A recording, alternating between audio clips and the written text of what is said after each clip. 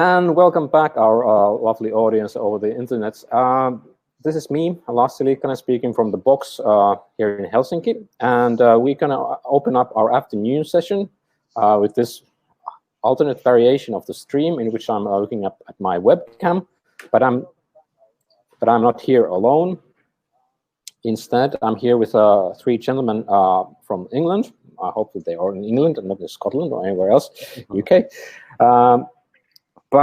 So we're looking forward to start our third session with a keynote from BBC, and this will be collaboratively delivered to you by Gareth Williams, Bruno Maag, and David Bailey. And the person who's going to do the kind of most demanding technical task is David. So please, David, go ahead and launch your presentation. We hope everything works fine. I'm going to dismiss myself from here, and I'll return here as a ghost after 25 minutes of time, which you have to talk about Reith. Please give it a go, Bruno, David, and Gareth. Okay, hi everybody. I hope you can all see my screen. We're here to talk about the introduction of a new typeface to the BBC and the importance of readability and legibility and typeface choices and all of those great things that we think about or don't think about on a regular basis. We happen to think about it quite a lot. So my name is David Bailey. I'm UX principal, user experience principal for the BBC. So I cover visual design and branding across all of our online output.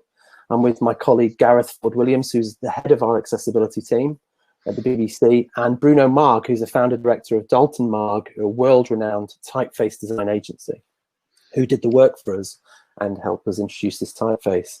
So that's how we're going to cover it. We're going to work along a line. So I'm going to talk about how we introduced the typeface and why, and then Bruno's going to talk about how we designed it, and then Gareth's going to talk about the importance of a typeface being for everyone and legibility and accessibility. So I'll get going. So I work at the BBC. The BBC is an almost 100-year-old media organisation that are been around for a long time, but we are going through an ongoing transformation from being a sort of a linear broadcaster to becoming a vital and relevant digital public service online. The department of the BBC that I work in is really fundamental to that. So user experience and design, that's the name of our department. So we look at the design of all the interaction layer and experience of all of our digital products online and how users can use them successfully and navigate all of our fantastic content online. And I work with our team of about 250 designers and information architects, accessibility specialists and researchers. And we developed all these fantastic products, and here's just 6 of them: news, sport, weather, the iPlayer, which is essentially British Netflix, BBC Sounds, which is the radio product, and then children's products. And there are other products, but here are just 6 of them. All of these products employ their own staff, and we sit centrally to all these products in our digital division, and we feed our design teams into those products to fulfill their design requirements. And we make all of these incredible services that are used by the society in the UK, people in the UK, in the millions every day. So they're really vitally important, and they are fantastically award-winning and functional and provide a great cultural sort of content for our country and our citizens, etc. And that spreads out across the world. And so we do that using our global experience language, which is our design framework, a common thing that a lot of large organizations have, so that we can design our services in a consistent and familiar fashion so that audiences feel confident to use them and can explore more of our work online. I originally started at the BBC as a creative director, and I was the creative director of this global experience language, and it was my remit to develop that language and improve it, both internally, buy-in for it from our designers, getting them to understand and believe in it and utilize it successfully, but also to develop it and make our audiences benefit from the system. So it was launched in the early 2000s originally, but it wasn't long after its introduction that the first iPhone was launched in 2007.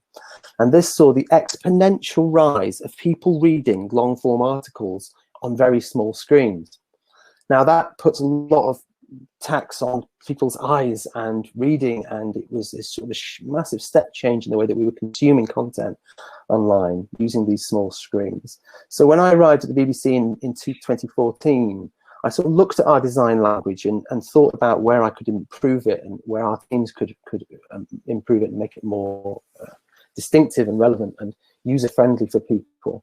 And of course, I went straight to our typefaces that we were using at the time. At those times, it was Gill Sans was our corporate typeface for the organization, and Helvetica, or Arial, if you were on a PC, was the reading experience typeface. And both of these typefaces were great, but they're also quite different, and they're also designed 100 years ago for print, and they don't function very well from a legibility point of view or a readability point of view online on today's small digital high definition screens.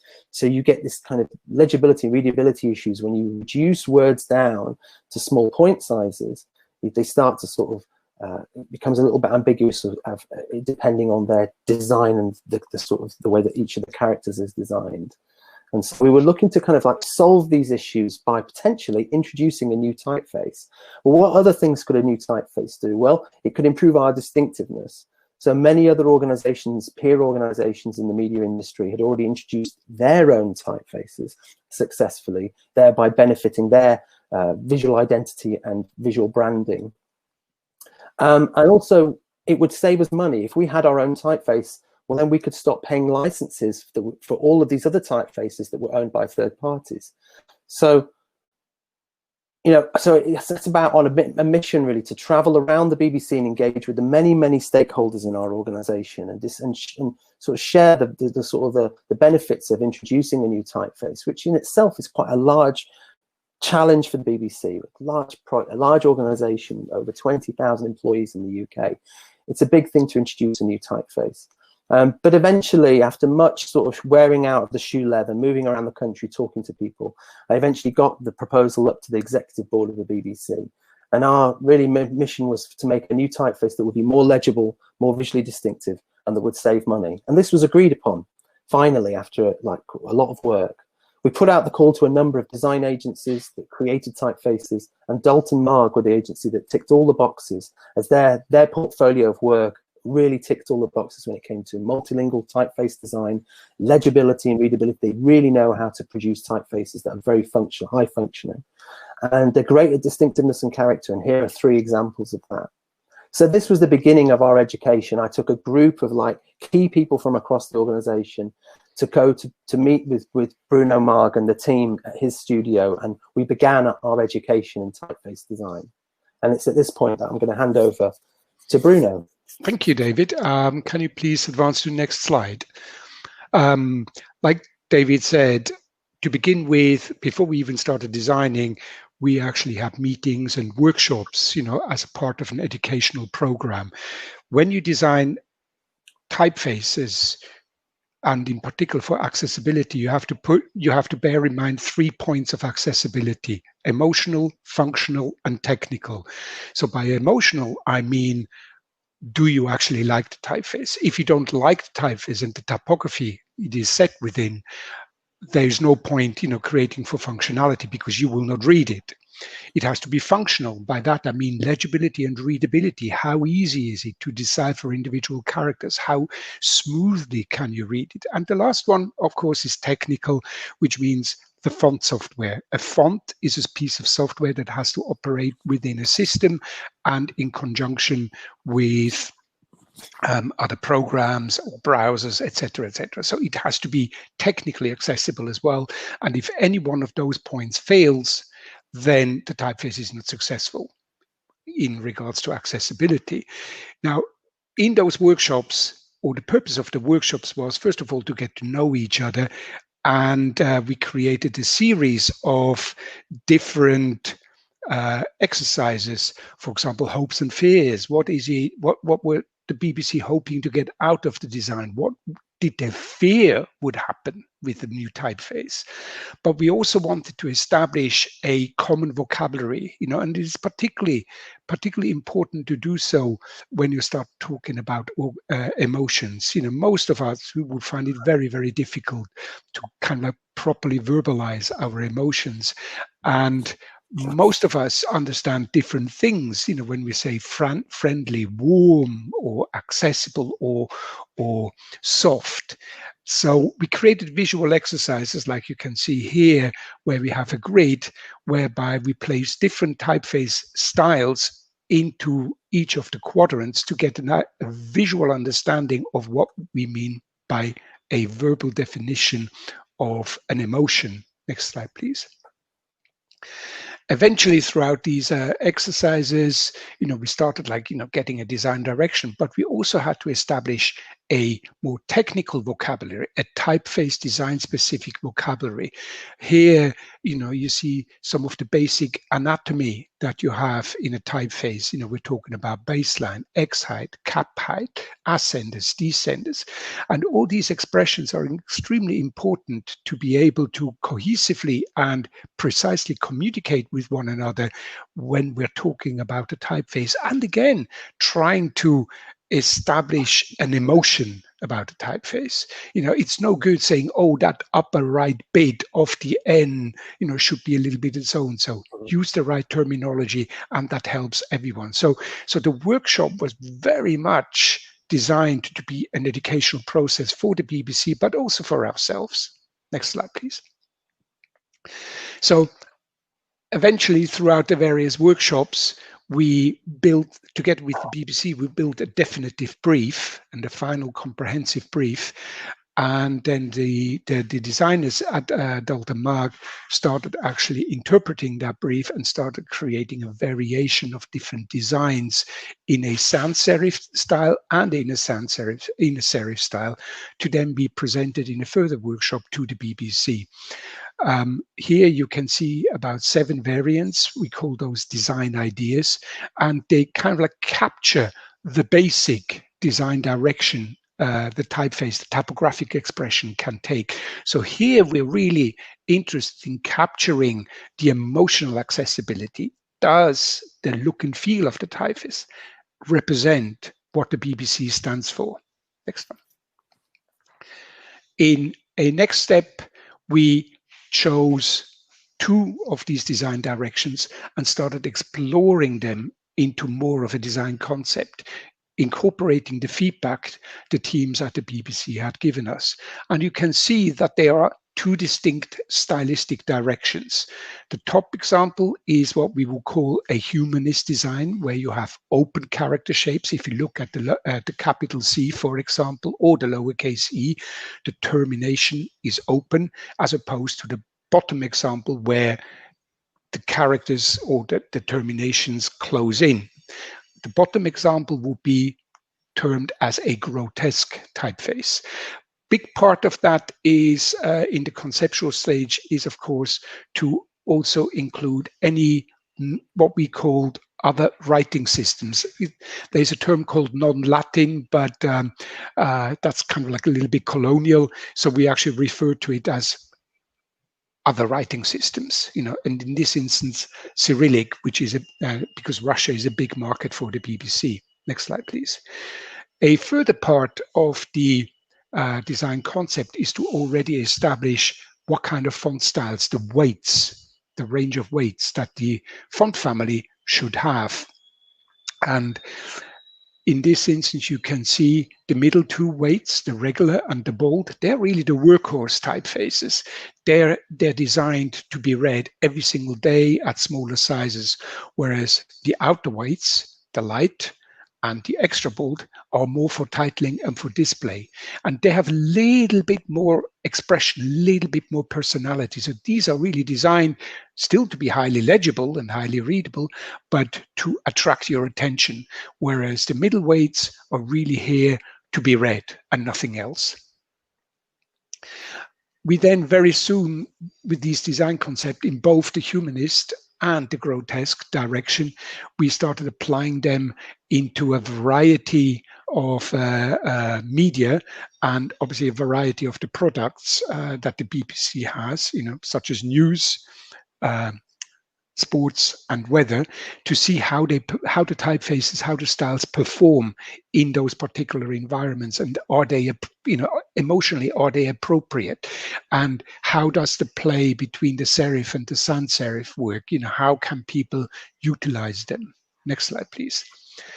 At this stage, we actually have to start considering the functional accessibility. And here we need to quickly talk a little bit about the brain, just like 1 minute, even though this would be a talk of half an hour in itself.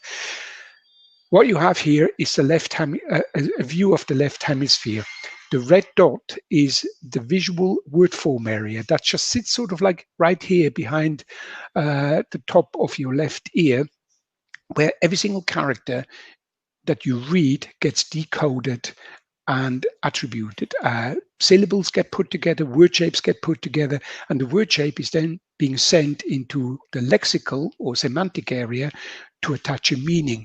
Now, depending on language, sometimes the brain cannot get the meaning from the visual shape alone and needs to attach a sound shape, the sound, which happens in the phonological area, the blue dot. And together with sound and visual shape, the brain can successfully detect the meaning of the actual word. Now, this is a continuous feedback loop, and it all happens probably within about 100 to 200 milliseconds, continuously back and forth, you know, whilst you're reading. Next slide, please. When we're looking at typefaces, we need to really look at legibility and readability. Now, on the left, you have BBC Reith Sans, and on the right, you have a typeface called Active Grotesque, so a grotesque style. You can see that the BBC Reith Sans is a humanist design, open character shapes, varying width proportion, as opposed to the regularity and the very tight spacing of the grotesque. And even here, you can see that actually the humanist is probably much easier to read, much more comfortable to read as well. Next slide.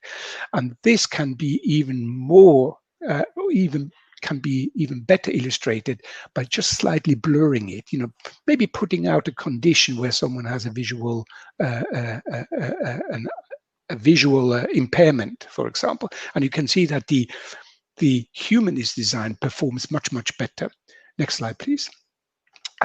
Another quick test, same principle. You have Arial, Times New Roman, and Old English, and this is all about ambiguity of shapes. You know, here we can see that the Old English, the Fraktur style, the black letter style, is really ambiguous, and this gets emphasized in the next slide, where we again blurring it out. So the Old English becomes barely legible at all, and even Arial struggles quite a lot. Whereas Times New Roman, being a serif typeface, actually, and having stroke variations and width variations in the characters, performs pretty well in this context. So we can see that. So it's all about ambiguity within designs. So in order to create a highly legible design, yeah, next slide, please, David. In order to create a highly legible design, you really want to have as little ambiguity as possible.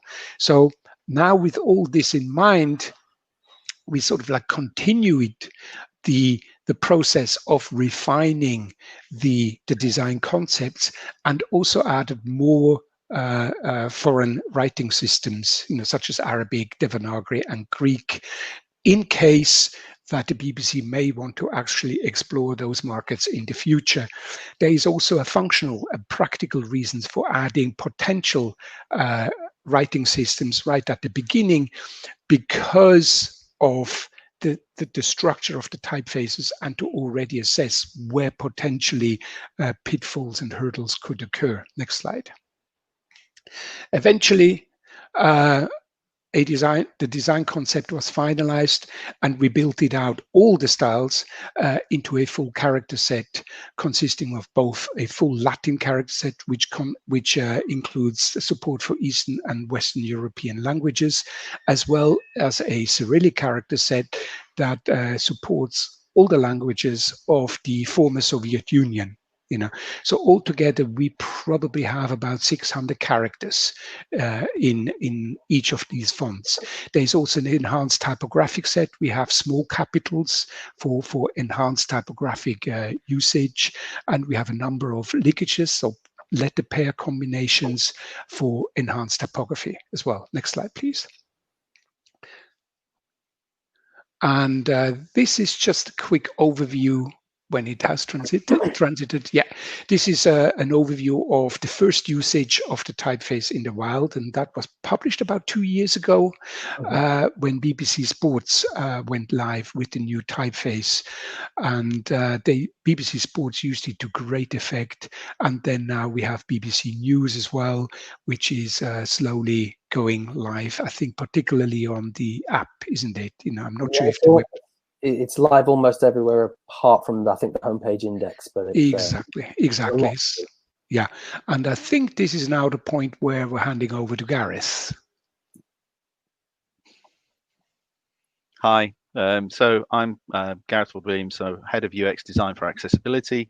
I also established the design research team within UX, which is why kind of very much interested in the sort of research basis behind this. The next slide.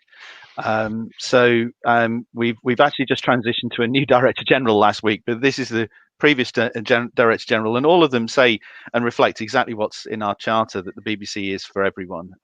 Tony Hall always used to like to say it's for everyone, and there are no exceptions to this. And Tim Davey, who's just taken over, immediate first words he said to all the staff, the BBC has to deliver value for all. So when you're talking about this, accessibility is absolutely core for what we do. Next slide, please, David. So we use multiple sets of guidelines and guidance and various different systems. Accessibility isn't all about WCAG. WCAG's quite useful, but we try and then build things that make WCAG actually usable. And we build then all of that knowledge into things like the design system, like GEL, and we also have, editorial guidance around this. Next slide, please, David. And we don't audit necessarily. We only audit to learn. We do research as a way of actually improving our knowledge. We try and build accessible things rather than build things and make them accessible. And in the case of Reith, that was exactly what it was all about. Being involved in previous projects, actually outside of the BBC, when I was on attachment to another to a joint venture partnership that the BBC got involved in. We looked about this about 10 years ago, but always felt that the choice of what was in the market always felt like a compromise. And to start from the beginning, and Dalton Maag brought that with us. They brought in a neuroscientific approach. We already knew some of the questions that we wanted to ask, and we started joining it up. But when we started looking at the way that our guidelines worked, all the guidelines are about sort of how you present, not the actual typeface itself. It seems to be the foundation of accessible typography is missing, because no one has actually sat down and said, this is what it means to be accessible. Everything was about color and size, but if you don't have an accessible typeface in the first place, all of this is undermined. The next slide, please, David. There are red herrings out there, and be warned, there are a lot of things that claim to be accessible. And really, if anything comes along, and you do come along, and there are claims out there about accessibility, look at the research.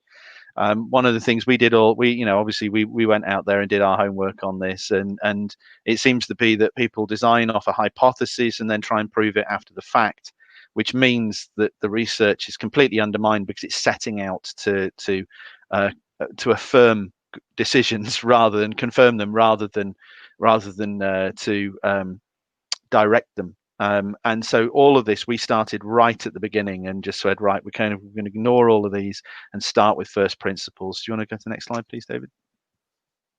So we did loads of research. So not only did Bruno, in teaching us all about typography, brought in the neuroscience, taught us all about how people read. We've done the section about the brain. We went into a lot of depth in that stuff, and you have to understand these kind of processes and understand them from a vision impairment point of view, understand what dyslexia actually is.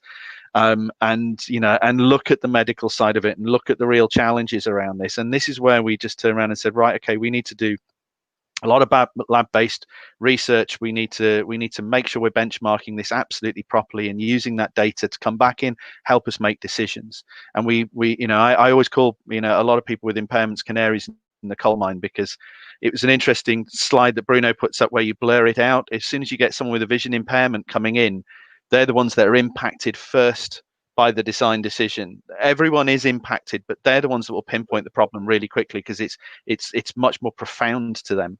And so getting those users in, we were able to identify the good stuff and also see the performance against Helvetica, Gill, Arial, and other our other benchmark typefaces in context of the way that we're using them. Do you want to go to the next slide, please, David?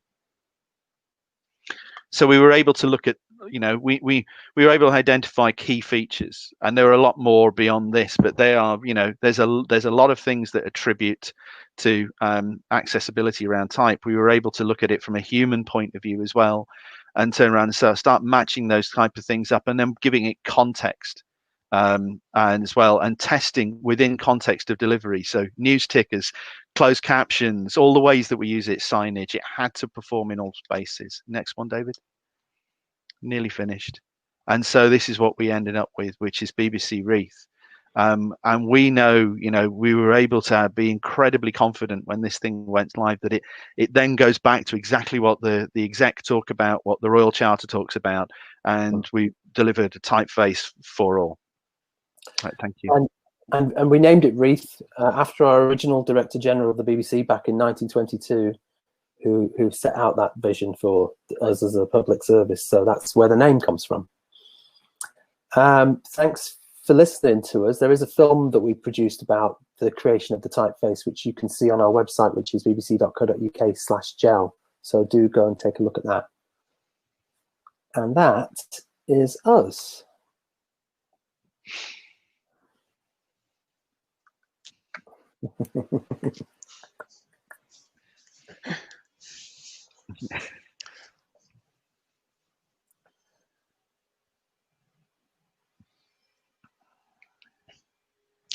Can't hear you, Lassie. It's not audible. Let's start again. This is amazing work, guys. So thank you so much for joining our event and coming to tell the story about this. I think I never would have believed what kind of a job might go into designing a typeface, but now I'm very much enlightened. So and also thankful, because apparently this is something that we will, each and every one, I'm also like BBC News daily consumer, can enjoy in the future. This has evoked quite a lot of questions from the audience. Unfortunately, we won't be able to take all of them, but I'll pick up a few, and then I hope that one of these three gentlemen will be able possibly to join the chat area of our conference after this talk and answer the rest of the questions afterwards.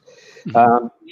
I don't really know where to start. I'll put my own question first, and then I'll kind of dive into the audience questions about. I think we saw, because we have this video connection, we have quite a lot of blurred images every now and then. But what sort of solutions do you guys use for kind of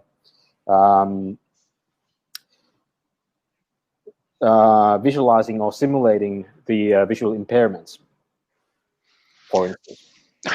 I mean, you really have to start defining what type of visual impairment there is, and it's really about setting conditions that affect the shapes detrimentally in whatever shape or form you can think.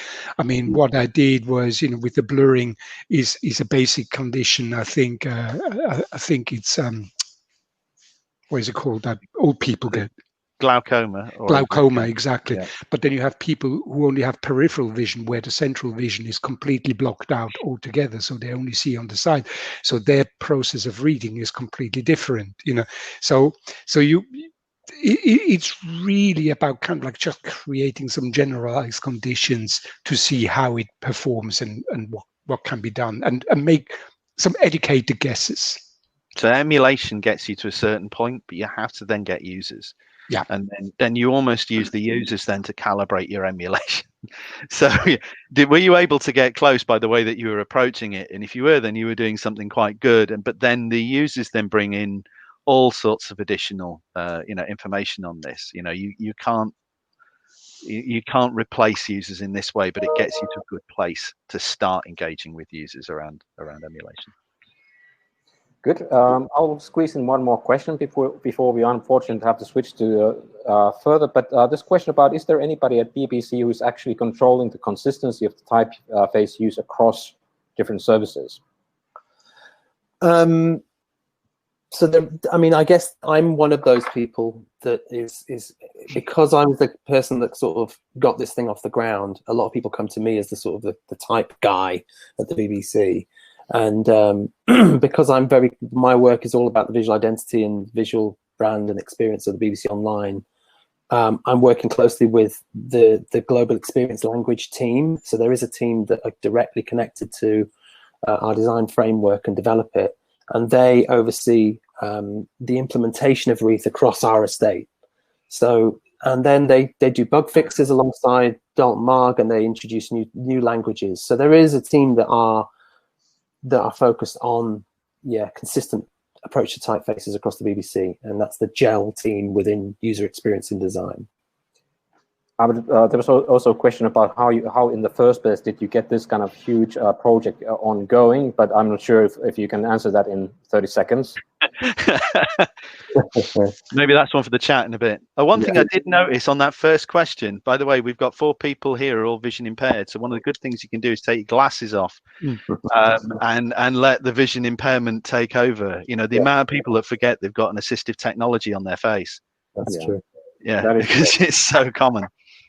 I'm happy to stick around for more questions. Please. So I'm expecting that there will be people from the BBC panel to answer the questions that we have on the stage chat. So thanks once more for joining us, Bruno, David, and Gareth. Pleasure. Okay, thank you. Thank you, everyone. Thank you. Now, so these gentlemen should be available on the conference platform even after this. Now I will have the honor of introducing our following speakers who are there waiting for their turn. Yeah, they are there. We have to technically switch to a different stream now, so there will be a short delay after I'm done, but I'm not done yet. So my pleasure is to introduce Clemens Westrup, the head of data science at Sanoma Media Finland. And he's accomplished today, Katarina Schilly, doctoral student and service designer.